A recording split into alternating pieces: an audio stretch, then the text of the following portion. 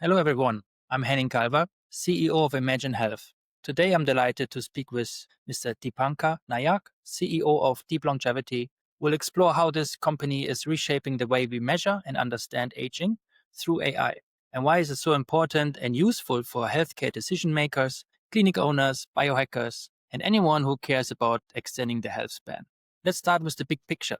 Longevity interventions have become very popular, but in my opinion, they only make sense if we can really measure the impact. A perfect biological age test is fast, convenient, accurate, affordable, and provides actionable advice. Deepankar, why is it important to understand and measure aging? And what has changed in recent years that aging has become measurable and unleashed basically a whole new industry? Hello, Henning. I'm always excited to talk about longevity and the role deep longevity is playing in this industry.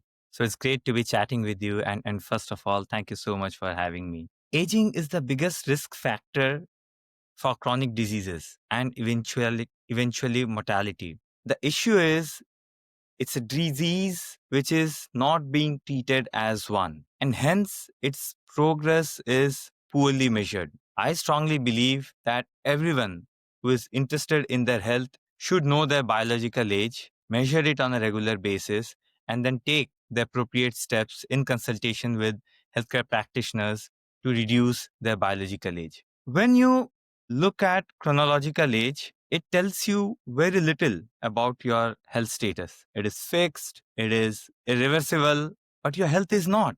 There is always room for improvement. And that's what the focus on preventive health is. And one big step towards that is knowing your biological age, which is the summary of your health. Without tracking biological age, any interventions that you are doing to improve your health in terms of improving your diets, positive supplementations, infusions, you are going about without really knowing what is making an impact and how much. You're trying different things to improve your health, but you're never sure about your progress. This challenge, this need is what deep longevity is filling with their aging clocks.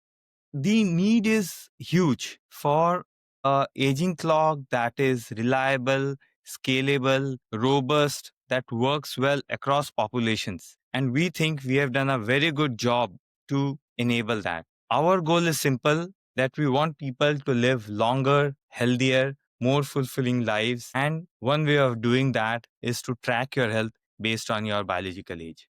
What has happened in perhaps technical or medical advancements that aging has become measurable and has unleashed this industry of longevity and healthy longevity? Maybe you can help us and the audience to understand why in 2025 this is such a big deal. Yes. So I think increasingly a number of thought leaders across the world have begun to accept and internalize the fact that aging is a disease. Second thing is, with the advent of AI, people are and companies like us have been able to digest very large data sets and benchmark health based on those healthy data sets. This has enabled people to measure aging using a variety of data types. Now, that is a bit of debate in the industry in terms of which data type should you adopt and what works best. And there are several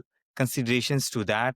And I'm sure later in this chat we'll touch upon those topics. But the key thing to understand is that we are now able to look at very large data sets across populations using novel AI models and use that to benchmark the health of people. And we are able to do it using a plethora of data types, which could be your blood biomarkers, epigenetic biomarkers, microbiome. This could be facial data. Deep Longevity is doing research on a number of these areas, and other companies are looking at even other data types. So, a lot of options have come up which were not there in the industry before. And this is a very exciting proposition in front of everyone. So, if we can measure aging better, the next question is what's the impact? Who actually benefits from this? Yeah, and this is the part which really gets me going, because I think understanding aging and knowing your biological age is the core of preventive health. And when you apply the preventive health lens to aging, you can see the application of such technologies across industries. And we have seen that at Deep Longevity. We have seen adoption of our aging clocks across industries. The topmost beneficiary in my list would be longevity clinics, which are mushrooming all over the world. These are practitioners who have adopted longevity wholeheartedly. And now they are looking for the right tools to, on one hand, measure and diagnose their patients and the clients, and then on the other hand, how to treat them in terms of their interventions. The right adjacent to them would be the hospitals. The hospitals are now beginning to shift from chronic care, from episodic care to preventive care, getting more involved in patient engagement. And now they are seeing that there is tremendous opportunity to actually evolve new commercial models. They can go to the market and they have the infrastructure. Right? They have their personnel, the providers, the doctor, the physicians, the hospitals. They have people who are coming to them when they are sick. If they are able to move the narrative and have people reach out to them before they get sick, they suddenly have access to a population which is 10 times what they are doing today. So there is a huge opportunity for them to create new commercial models based on these technologies. Secondly, I will look at the insurance industry, which underpins healthcare almost everywhere. And when you look at the insurance industry, there are two clear use cases that emerges. One is customer engagement. The industry is vested in keeping their captive population healthy. That's one way they can run a very profitable business without increasing their premiums. And the way to do that would be to have their captive customers stay healthy so they have less and less claims. But it is easier said than done. And we have to give credit to the industry in terms of the number of new initiatives, digital initiatives that they have undertaken. You will find almost all large insurers having some sort of a health app and then pushing notifications. And I'm sure most of us get those in terms of health activities that they would want people to undertake. We think in amongst those initiatives, giving people an opportunity to measure the biological age would just sit right. This will be a tremendous nudge for people to think that I need to do something about my health. There's so much opportunity to gamify a statistic like that or present it in different novel ways. The other aspect of insurance industry which we think the aging clocks can potentially disrupt in a very transformative and positive way is the way policies are underwritten today in terms of helping the industry define new risk stratification strategies. The industry has a very standard way in which they underwrite risk. They will look at a person, they will look at their underlying health conditions, look at age and gender, look at the aggregate data the industry has published in terms of claims the previous year, and then based on that they will have the range in which they would be writing their premiums, and most of the companies would follow that model. But if you are a 50-year-old who is running marathons and half marathons and is very fit and probably has a blood work resembling a 40-year-old, you shouldn't be paying the premiums of 50-year-old, because you can demonstrate through your blood work, you can demonstrate through your biological age that you belong to a much younger cohort. And this opportunity, I think the insurance industry should give to their clients. The third segment belongs to the employers and corporate wellness. They are invested in the health of their employees. If the employees are healthy and they are not taking sick days off, then they are more productive. The companies are more productive, then they are more efficient, they are more competitive. And that's what all the employers want. Again, the employers have, and across the world, there are various examples they have taken, lots of initiatives. You, of course, have employee health insurance. But again, the focus is always in terms of reactive care, in terms of providing care after an incident has happened. And here is an opportunity for employers, and again, I sort of touched upon those points, to share something like biological age with their employees and motivate them with such a useful healthy, productive statistic. And we see employers taking a lot of interest in biological age in the near future. The next industry, I think, which can and which truly, truly will benefit from biological age predictions are the diagnostic labs. We have to understand here is that the output from the diagnostic labs is what we are using to make our predictions. So they have already done the work in terms of collecting the sample, processing the sample, and giving all the values based on the samples. Where they are stopping short of is sharing the insights. So this is an opportunity for the labs to do the downstream integrations with our APIs and provide that value and really stand apart in the marketplace. Can you imagine if labs in Thailand tomorrow start sharing blood reports and in that they have a field which says this is your biological age? That would be so interesting. That would be so fascinating for people. And then the people like you and me, the individuals, the biohackers. With everything, there is always the lead users who will adopt technology. When you have new phones and new devices coming, there is always a set of people who will go for it. And the same is for healthcare as well. So we see these biohackers, health conscious people who are interested in preventive health, who are interested in being healthy, long, productive life. And we see them adopting biological age and looking to get this statistic available. This is something which we think will drive the impetus in the industry, will give motivation to all the industries that I've mentioned so far. When they see there is a bunch of people who are looking for personalized care, who are looking to guidance in terms of improve their health and therapy and the right interventions, and this will be the trigger which will really boost the industry. So yes, I think we are at the stage where fast, affordable results are practical. We are making them available. It is just about the industry realizing the benefits and adopting this technology. Some companies are happy to disrupt one industry, and you just listed a handful that are potentially disrupted by deep longevity in your AI algorithms.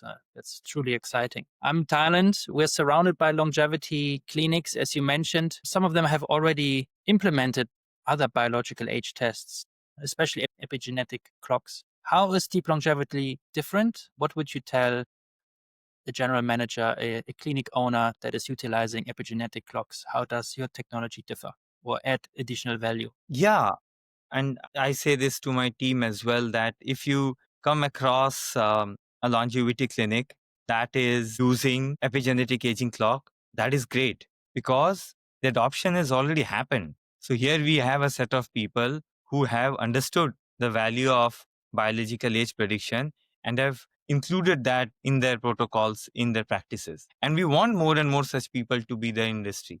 We want people to understand the value of this technology and then take it to their clients. The debate is epigenetic age the right one? And again, I think the best way is for us, and that's our approach and strategy as a company, is to be just in touch with these clinics and say how things are faring over a period of time. And there are a few things that we have heard, and this is my point of view, and this is how I see things personally. The way epigenetic testing is happening today in the industry is there are a few companies, a handful of companies based in the US and EU, and they have their own diagnostic kit, which they share, which these clinics use. So, by definition of this model, there is huge delay. The clinics would be collecting the samples, they would be sending it to the company, which will process the data in US or Europe, and then they will send it back to the clinic. And this might take anywhere from 3, 4 to 6 weeks. By the time the health status of the person is already changed, there's a lot of things that has already happened. And that's really not how you want healthcare to work. If I am an HNI who has come to a longevity clinic, I would like to have that conversation with my physician right there when I'm in the clinic and not after 6 weeks. The second thing is they are expensive.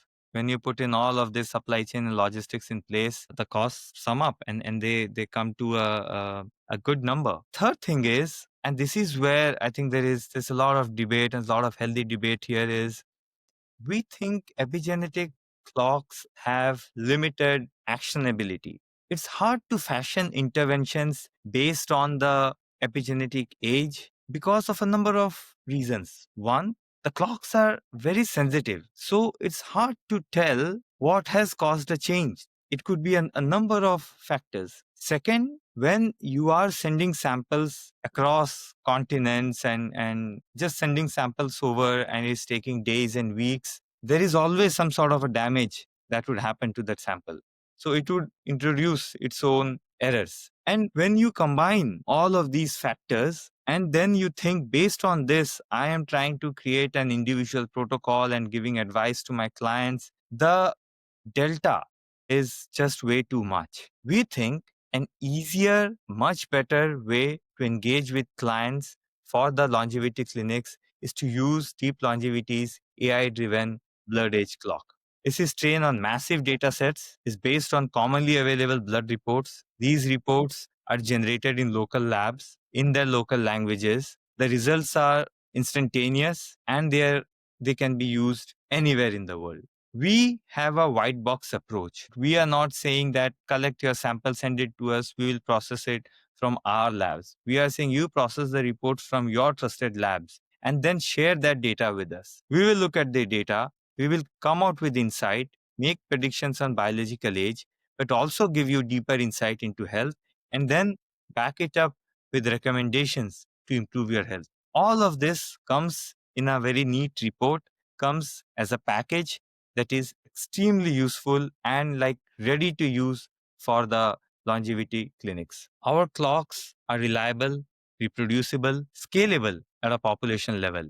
The results, as I mentioned, is fast. You get it in minutes. It's fully automated, AI driven. There is no human intervention. There's nobody taking that sample, running it through reagents, looking at different instruments, and then coming up with the measures. It's all happening automatically. We believe our pricing is relatively inexpensive and, more importantly, offers a lot of upside for companies to take this market to product and capture value in their respective markets. And I think we are perhaps the only company with an aging clock that has a pure B2B business model. Our products are built for enterprises. When we build our products, we look at businesses, keep them at the heart, think about their needs, and then design products around that. I want to talk more about the technology. How does Deep Longevity's technology work in practice? Can you dive a bit deeper how that would look for practitioners and clinic owners? Sure. So the principle essentially is the same as is used by all the aging clocks out there.